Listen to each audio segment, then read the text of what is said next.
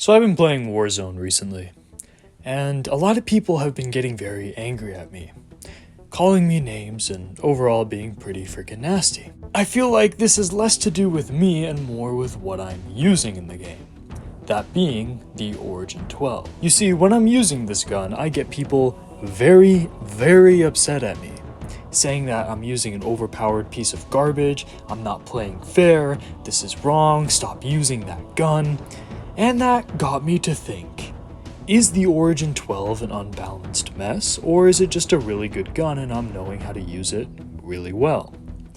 Today we're going to be answering that question. The way we're going to be going about this is taking different games that balance shotguns out very well, and then coming up with an example or two of shotguns that are balanced in a way that makes them a little too overpowered or maybe even underpowered. And after talking about that, we're going to address the 3 things that people say to justify why this gun is considered overpowered. Now, those 3 things are as follows.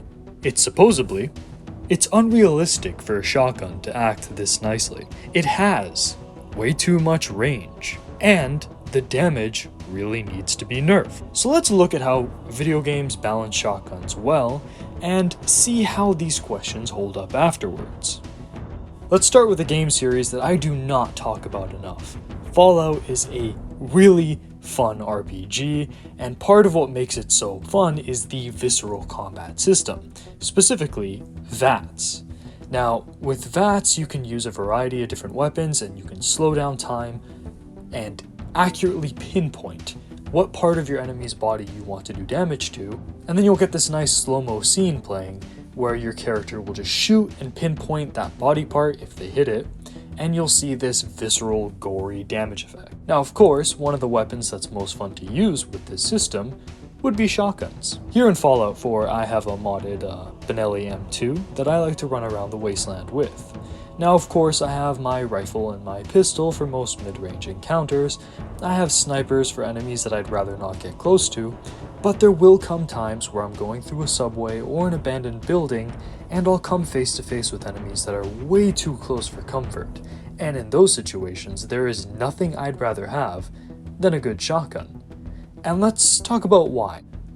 Shotguns in this game are close-range powerhouses. If you try to use them like a rifle, the damage might hit, but it'll do pitiful damage. However, when enemies are up close to you, right in your face, the damage they do is substantial. Not only that, but they also happen to have a stun effect. So if you hit an enemy and it doesn't quite kill it, you get a split second where the enemy has to stumble and collect themselves because of the stopping power the shotgun has. And in a game like Fallout that has tons of ghouls or animals that'll charge at you, a weapon that stuns and does a lot of damage up at close is invaluable. Now you might be asking, Pliskin, if this gun is so effective, why don't you just use it for everything? And I already answered that.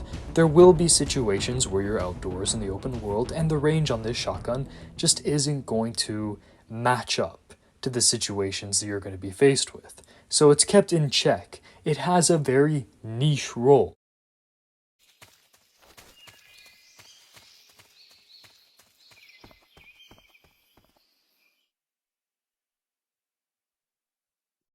Metal Gear Solid, first and foremost, is a stealth game.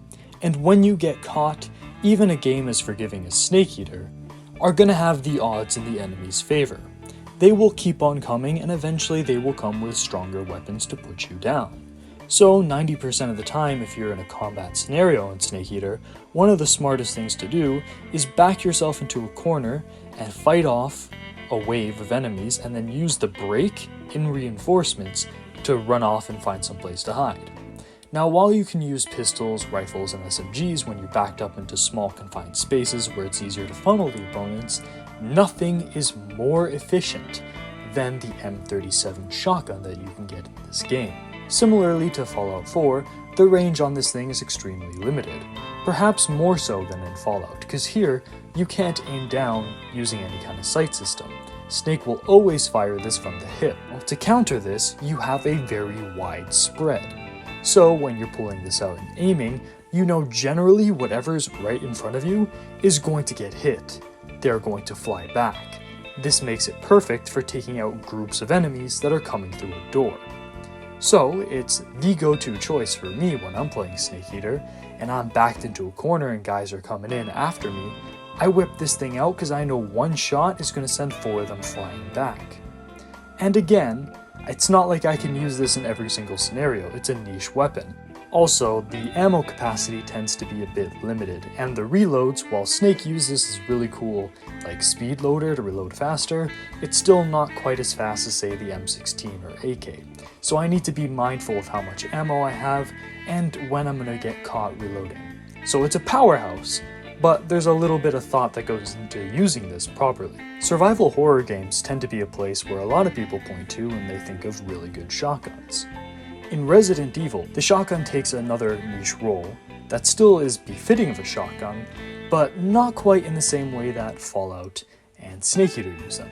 You see, in Fallout and Snake Eater, it's more so about the stun effect and just the sheer utter destruction when you shoot this thing in front of enemies in front of you. It's a high damage close range weapon.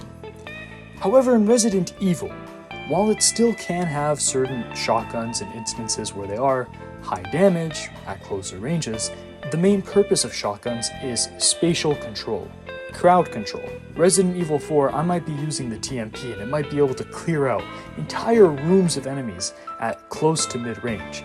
However, when I'm taken by surprise and there's guys behind me, grabbing me, I'm surrounded, and I just need to get control of the space, I am always going to whip out that shotgun to clear out everything that's on screen, and even if I don't kill the enemies, it'll relocate them into a spot where I can see everything that's in front of me and reorientate myself. In Resident Evil 8, the shotguns play a very similar role.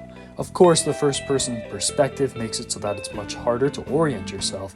However, when you're in situations where you just need to have an enemy that's far too in your face for comfort, to step back so you can see what you need to aim at or what you need to hit them with, the shotgun is the perfect option. And if you have the ammo, you could just spam the shotgun into the enemy, forsaking accuracy and just relying on that spread to put them down. But again, just like in Resident Evil 4, the shotguns in this game here are never going to be as high damaging or as lethal as the pistols, rifles, snipers, and explosive weapons. Spatial control comes first. But shotguns don't just have to be these close-range weapons about spatial awareness or hard hitting. Shotguns are actually very versatile weapons. A 12-gauge buckshot round has about 50 meters of range, and a slug round, if I remember correctly, has around 100 meters of range.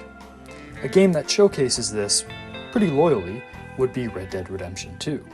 In Red Dead Redemption 2, when I'm using the 1887, I can swap between different ammo types, so if I need a gun that's just going to chew up single enemies or grouped up enemies when they're charging at me, I can whip this thing out and take them down.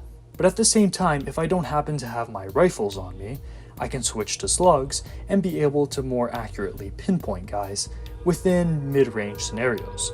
Of course, I'm not going to be able to engage guys out to where a Carcano rifle will be able to take guys down, but this is still a versatile weapon that I can rely on close to mid-range scenarios, depending on the ammunition that I'm using.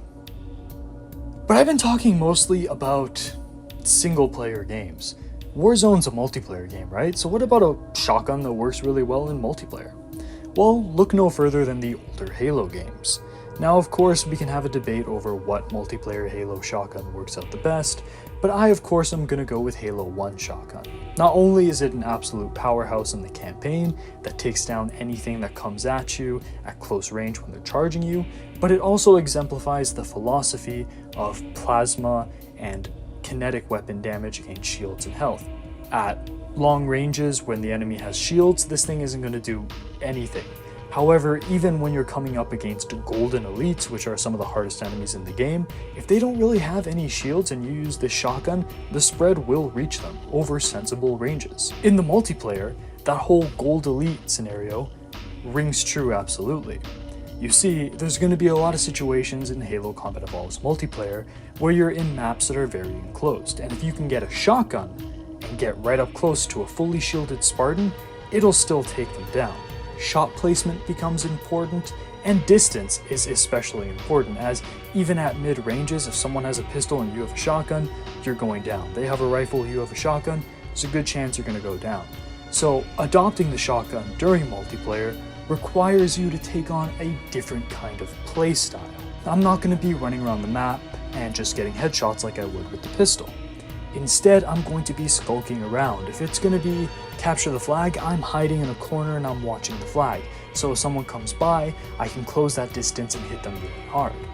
If I do want to go around the map, I might have to pick up a power-up, for example, invisibility. That'll give me the chance, again, to close that space and get close to them. Because even though this gun is extremely powerful, if I try to use this at great distances, I'm always going to lose.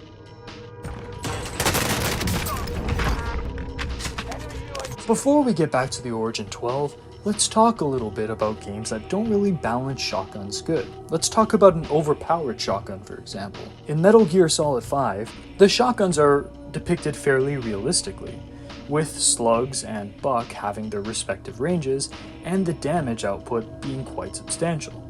Although you could argue some shotguns don't do enough damage, as it takes multiple shots to take guys down even at close range, and if we're being honest, the 12 gauge round is probably one of the most effective rounds at taking down a human-sized target with the least amount of ammo, within its proper range, of course. However, where Metal Gear Solid 5 really crosses that boundary and goes the road of overpowered is when it starts allowing you to put suppressors and optics on these guns. Not that there's anything particularly wrong with that, but when I can take the mag-fed semi-auto shotgun in the game and just go around bases and just headshot everyone or take down armored opponents quite easily and no one hears me, I have a power weapon that I can conceal myself with completely. Or if I don't want to go the lethal route and I want to go non-lethally, and I just slap a suppressor on the non-lethal pump action and then just go around the base doing the same thing, the game becomes incredibly easy. And that's kind of an issue with Metal Gear Solid 5 in general, as a lot of the weapons are overpowered, and while the enemies will counter you, you'll always have a substantial advantage over them. So I'd say this is an example of an overpowered shotgun, as it just becomes a dominant strategy and it becomes something that people can't counter. There's other scenarios in which shotguns are balanced poorly because they aren't powerful enough. Let's take some of the older Call of Duties, the original Call of Duty Black Ops. Unless you are at point blank range using specific shotguns, I think it was the Stakeout that was really good at like point blank range, but if you're using any other shotgun, even on hardcore modes, and you're firing not even at mid range, but just, 6 feet apart, like if I have a Spaz 12 and I am spamming this gun into a guy that's right in front of me, he can tank like 3 shots. And then he'll just shoot me twice with an SMG, and I'll die.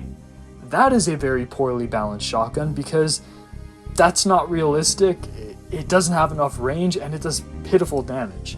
And this is bringing us right back to the Origin 12. Let's go over those 3 points.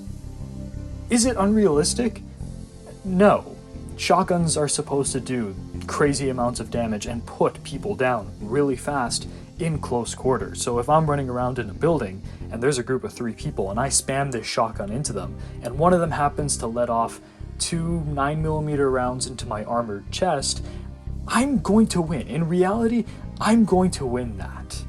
Every time. Does it have too much range? No, not at all. In fact, in accordance to reality, the Origin 12, even though it has decent range for a shotgun within Call of Duty, a long shot is still considered when it's at like 12 meters. And even 12 gauge buckshot, which is the one that spreads, is capable of hitting up to 50 meters. So no, it doesn't have too much range. In accordance to reality, it doesn't even have enough range. But I'd say in this situation in Call of Duty, it's balanced out that way to keep it from becoming an all-round dominant strategy gun, and instead encourage you, like in Combat Evolved, to take a very niche playstyle to the weapon you're using and stick to close quarters indoor rooms. And lastly, should the damage be nerfed? No. No, it shouldn't. Shotguns are supposed to hit hard. The nerf comes in with the damage ranges. That's what keeps this gun in check. if we were to nerf this gun's damage, then we just have another rehash of older Call of Duty games with shotguns that just aren't even viable strategies. So in conclusion, this gun isn't overpowered. Not at all.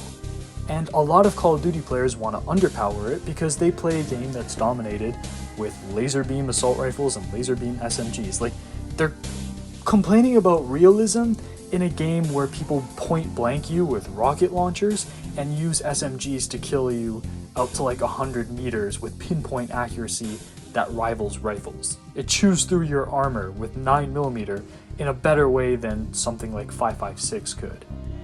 And that, if anything, is the dominant strategy that stops people from experimenting.